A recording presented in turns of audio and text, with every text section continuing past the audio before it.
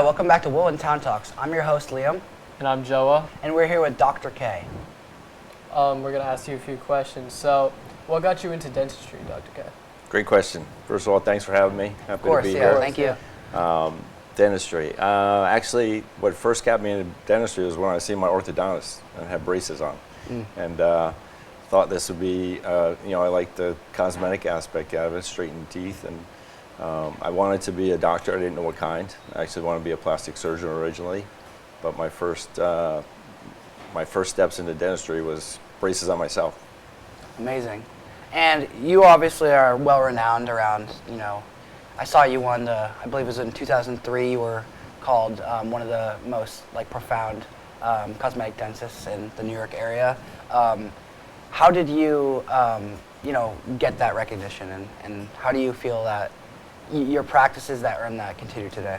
Cool, yeah, it was from an extensive amount of continuing education. You guys are getting ready to go to college and learn, and then, most dentists after college, you're going to another 4 years, 6 years, 8 years, 10 years if you want to be a surgeon in school. And after that, it's lifelong learning after that. It's constant continuing learning and getting better and training further and further and further. So I've been out this for 30 years now and still constantly training and taking more continuing education. So I think the way I got to that level of that designation in 2003, I think it was, right? You guys weren't even born. Yeah. Was from extensive continuing education. Yeah, and I think great customer service along with that gets people to recognize you. Absolutely. Can you please explain to us what exactly is cosmetic dentistry? Yeah, cosmetic dentistry is, just what it sounds like. Cosmetic looks start with braces. Yeah. You get braces because you want whiter, straighter teeth. And as life goes on, you get injuries, broken teeth and stuff like that. You're reconstructing someone's smile from a car accident or something like that, or just someone was born with teeth that they don't love, and we can give them a brand new smile with something like veneers, or just simply whitening someone's teeth because they feel like their teeth are too yellow. And whitening is cosmetic. So anything that's going to give you a better smile, better appearance, make you feel better about yourself is cosmetic. Awesome. And you graduated from Tufts University and as well as Villanova University. How did you end up in Chicago after that, being kind of a dentist mentor, and what did you learn from doing that? Yeah, so the greatest part of learning when you get to the highest level of understanding something is when you start to teach other people how to do it. So you get a better understanding of that. And that's where I really got the best level of my craft was teaching other dentists how to do it. And we had a program with a mentor of mine, David Hornbrook, who ran the Hornbrook Group. And we taught dentists originally in San Francisco and then around the country, and for a little bit of time in Chicago, where dentists would come there after school. They were already dentists and learn cosmetics and full mouth rehabilitation, which isn't taught in school while you're there. Cool. And going through teaching and being taught, what were the hardest goals you've overcome? Hardest goals to overcome? Yeah. Learning how to take your craft or your art and make it a business. Because I think everybody that asks me if they want to go to medical school, what should I study? And I tell them, you should study communications and accounting. And they're like, but I want to be a surgeon. I want to be a nurse. I want to be a doctor. what do you guys want to be? I'm not really sure yet. I mean, honestly, I am into some sort of either, medical like dentistry or maybe in the field of business, but I still am, have some time to decide, definitely. So whatever it is that you want to be, you need to be able to communicate with people. You need communication skills. You need to have business management skills. You need to know accounting. No matter what you do in life, you got to be able to take care of your money.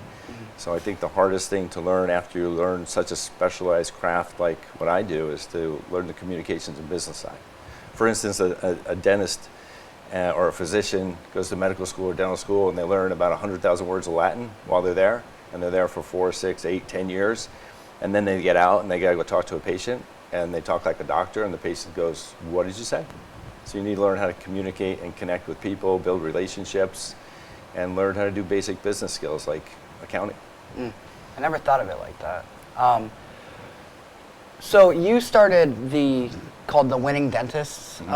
What exactly is that? Because I was doing some research on your website, and that came across to me as like a team, but I didn't understand exactly what it was. Can you talk about that a little bit? Yeah, cool. So my nickname in the industry is Coach K. So if you go to a dental meeting and say Dr. K, like there's a million Dr. Ks. Who's Dr. K? But if you show up at a dental conference like in New York or Chicago, Atlanta, and say, hey, I know Coach K, there's a better chance that someone may know, hey, I know Dr. K from Wilton, that's Coach K. So I coached hockey for 15 years here in Mid-Fairfield. And I actually got the nickname from coaching other dentists, not coaching hockey players. And that nickname stuck, Coach K. So we had started a consulting business to consult other dentists and practices on communication skills and team building. And Coach K and Winning Dentists just went together. Awesome. That's cool. Like, what goals do you have going on from here? Goals in my life now are to help and mentor and coach other young up-and-coming dentists and students that want to get into dentistry, are in dentistry, teach them the younger generations of dentists how to do cosmetics, full mouth rehabilitation, teach them how to run their own practices, and mentor and coach from a senior doctor standpoint to the younger generation of doctors. Awesome.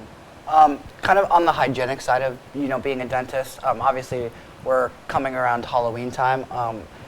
For just questions for everybody, as a dentist, like what should those like everyday hygiene habits be, and how important are those? Yeah, great. We get to answer these questions every day at the office, right? People want to know when I should brush, how I should brush.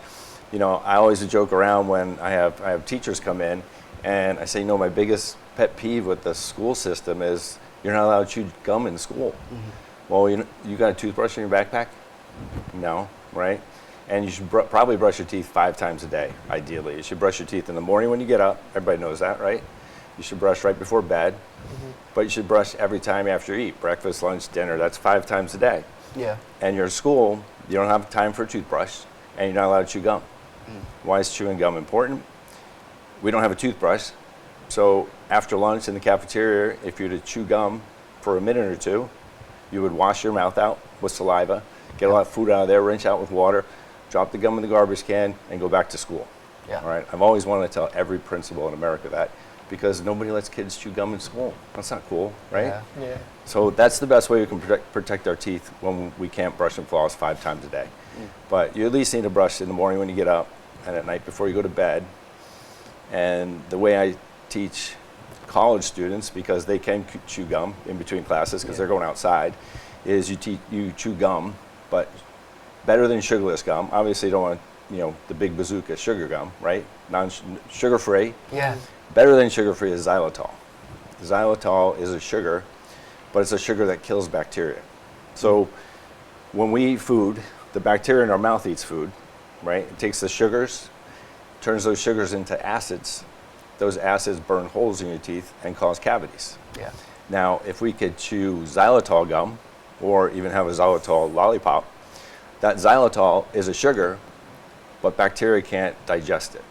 So from a molecular standpoint, the bacteria looks at the xylitol gum or lollipop in your mouth, eats the sugar, it kills the bacteria.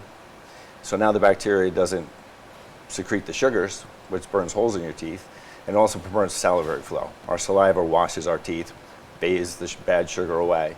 So you get the best of both. You got sugar that kills bacteria versus promotes bacteria, washes away, gives you better breath as well. Amazing. So, and it doesn't taste bad. So I got lollipops for you guys. Amazing. Thank you so being much. it's Halloween, right? So here's some good candy. Thank you. This is xylitol lollipops. Thank you. That kills the bacteria. Don't get caught in school with that. It's not gum, so you'll be okay. It melts in your mouth. Tastes real good. Awesome. That xylitol sugar in here will kill bacteria. And if you use this once or twice a day on the times you can't brush, you'll promote better dental health. Do you hand these out on Halloween? I hand them out every day. Awesome. Yeah. It's Halloween every day. No, on Halloween, I hand out good sugar on Halloween. A Yeah. good sugar candy on Halloween because it's Halloween. We want of course, candy, of right? course, of course. My hygienists get upset with me. I tell them, it's okay to eat sugar. People eat sugar. What you have to do is take care of your teeth. Yeah. You got to brush, like I said. If you're going to eat a lot of sugar, you got to brush 5 times a day. Floss, brush, Clean that sugar off your teeth so the bacteria doesn't convert that into acids, and you're fine. I understand that my patients eat sugar, and if I tell them don't eat sugar, that's not going to happen. Yeah. And I really don't want my house egged and toilet papered on Halloween. Yeah. I'm going to give out the best chocolate. Of course. I'll be Yeah. visiting your house then. Okay. All right, thank you guys for watching. We're glad that Coach K could come join us, and we really learned a lot. Thank you a lot. Thanks for Thank having me. you. Thank you.